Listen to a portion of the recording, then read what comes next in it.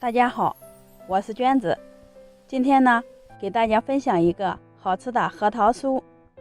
先在盆里打入2个鸡蛋，加2克小苏打，50克白糖，50毫升的食用油，搅匀以后，再分次加入300克的面粉，搅成面絮状，再下手揉成面团。像这样中等软硬的面团先放在一旁，再来和一块水油皮，150克的面粉里打入1个鸡蛋，10毫升的食用油。因为面粉的吸水量不同，再分次加入20毫升的纯牛奶。没有干面粉时，再下手揉面。加鸡蛋的原因，揉起来有点粘手，多揉几分钟就变得光滑细腻了。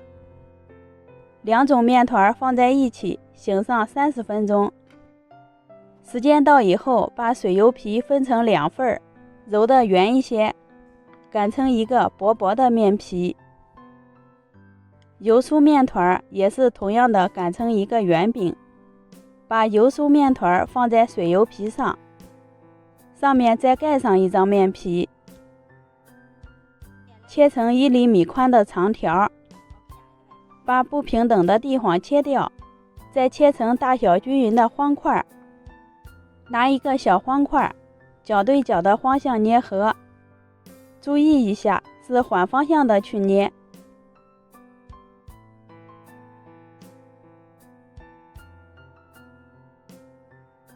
用筷子试一下油温，像这样就可以了。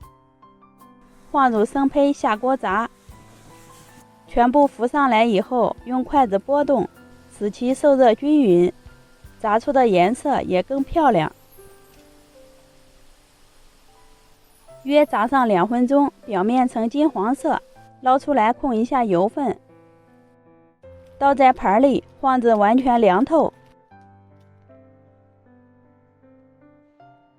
咱们的核桃酥就做好啦。虽然里面没有加核桃，但是外观看上去很像。